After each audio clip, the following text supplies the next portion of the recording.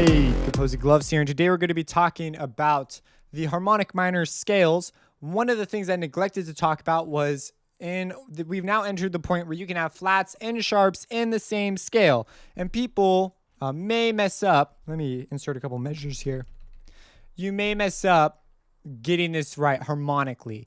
And so let's go ahead and make the G minor scale real quick, the G harmonic minor. So we know that the G major scale has one sharp. It is a F sharp, right? So we'll put down our G.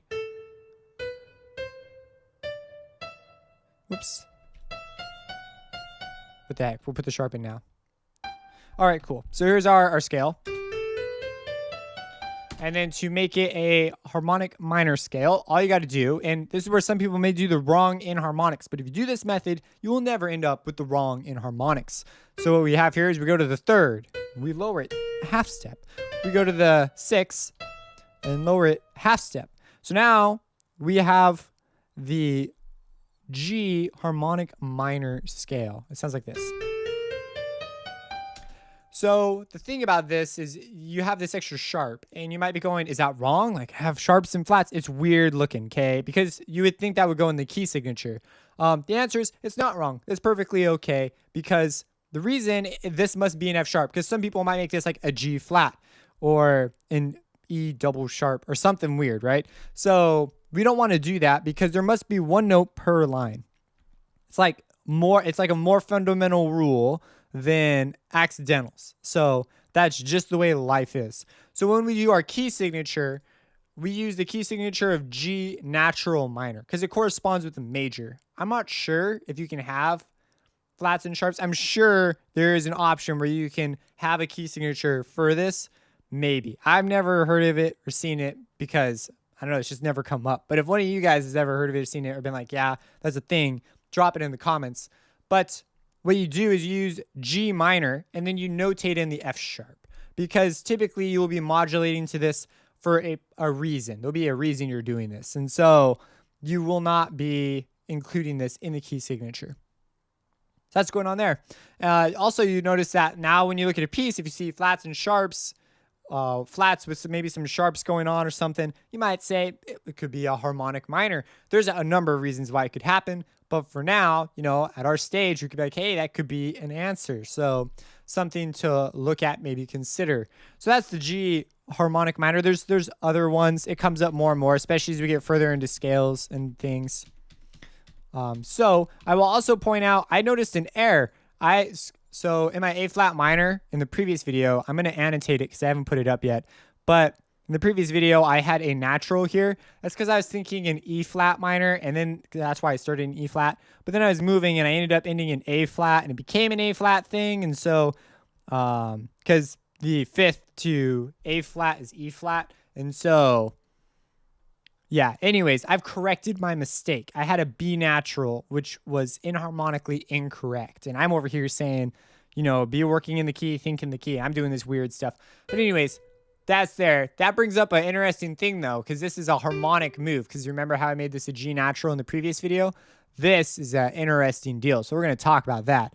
Well, it just fits what we're talking about. So it's a good example.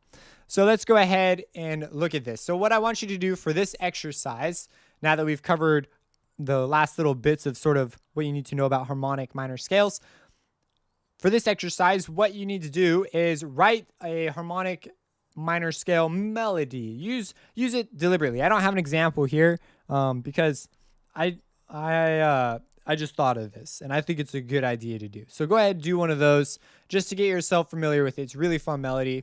Maybe even go find a piece that uses it. Like just Google it. And then the original idea was you take whatever you did for the previous exercise. So if you wrote new melodies, or maybe you grab some of your major melodies and conform them to the harmonic minor scale standard. So look at the seventh. If they're a major, make them minor, make them a harmonic minor, and go through and see the differences, see what they sounded like before and after. And you may notice some things, like for example, my A minor scale does not use the 7 tone anywhere. It just doesn't. So the harmonic scale would have no impact on this melody. But on this one, it does because it's G minor and I do use the F sharp. So we could do a comparison. Here's before when this was lowered a half step And so it would sound like this.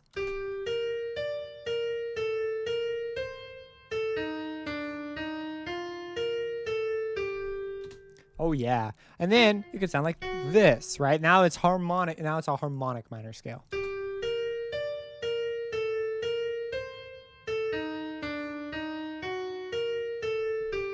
So that may or may not be something you want. I prefer the natural minor sound for this particular case more, but maybe not. And you'll notice that your ability to write melodies and things will vary with your knowledge of harmony. Because as you write harmony, you may have a particular chord that would make a note that would otherwise sound sort of less good actually sound really awesome, depending on the harmony you pick to go with it. So there's an example.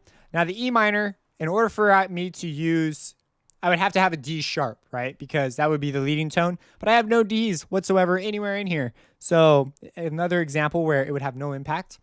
And then finally, the A flat minor. And so for this one, in order to change it to the harmonic minor, we say, what is the 7th to A flat? So we look at our A flat and we say, oh, it would be G flat would be the natural minor, G natural. So I look through and find all my Gs and I say, here's a G.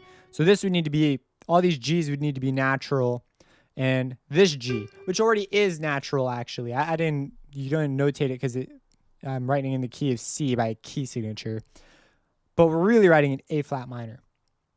And that's really interesting because before I said, you know what, it's got to be that way. I was not satisfied at all with the previous option.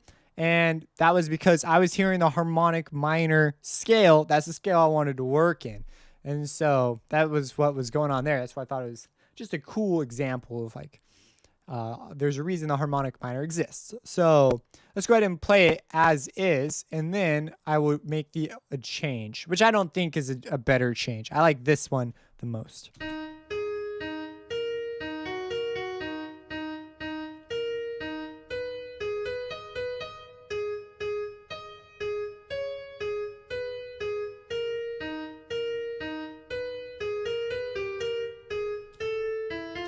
Whoops. Okay.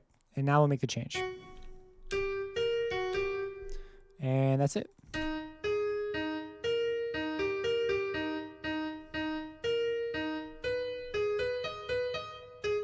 So I'm not going to play the rest, but yeah, you see that? I don't dig that at all. Like, listen to it in context. Like, it could be cool, but nah, I'm not vibing it, you know? But I'll leave the change there because this is just to show you the difference. Because I have the natural harmonic minor. What's funny is I wrote C flat over here. So I don't know what the deal went on over here.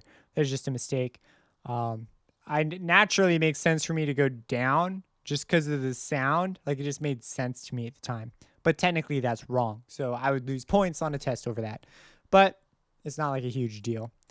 So that's the exercise. Have some fun, make some cool melodies, drop whatever you make in the description, and have a blessed day.